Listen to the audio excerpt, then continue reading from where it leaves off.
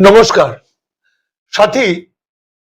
আগামী কিছুদিনের মধ্যেই বিহার রাজ্যে যেভাবে এসআইআর হয়েছিল এবং সেখানে আমরা জানি যে 65 লক্ষ মানুষ বেনাগরিক হতে চলেছে, ঠিক একই পদ্ধতিতে আমাদের পশ্চিমবঙ্গেও এসআরআই এর কাজ শুরু হবে। আমরা দামাল বাংলার পক্ষ থেকে বিষয়টাকে গবেষণা করে যেটা বুঝতে পারলাম সেটা হচ্ছে এসআইআর শুধুমাত্র ভারতীয় নাগরিকদের জন্য, অবৈধদের জন্য নয়।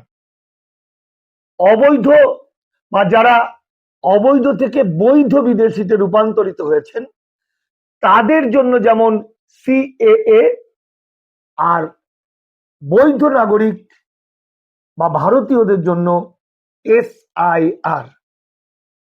সরকার 11টির যে ডকুমেন্টের কথা বলেছেন, মনে রাখবেন এই 11টি ডকুমেন্ট শুধুমাত্র ভারতীয় নাগরিকদের জন্য।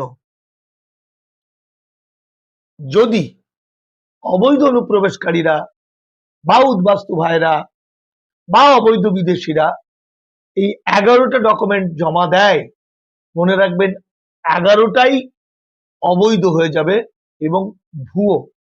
আপনারা জানেন সংবিধান বলছে, সংবিধানের 326 নম্বর ধারা বলছে নাগরিকদের যখন 18 বছর বয়স হবে তখন তারা ভোটাধিকার পাবে। আবার সংবিধানের 5, 6, 7, 8, 9, 10, 11 এই কথা আর্টিকেলে বলা হয়েছে কারা নাগরিক।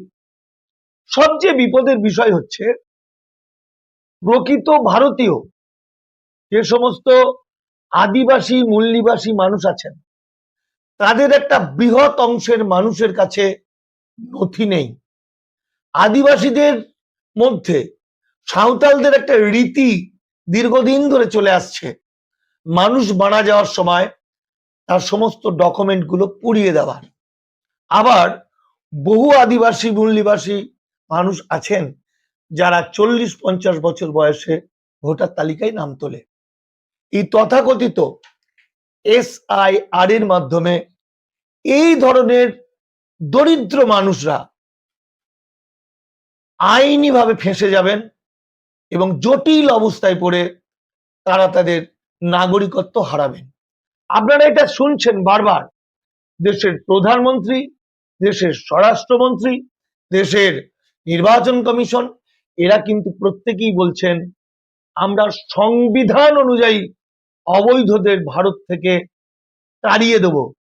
সুতরাং খুব সাবধান, সচেতন হন, জনগণকে সচেতন করুন আসলে এসআইআর বিষয়টা সম্পর্কে। নমস্কার।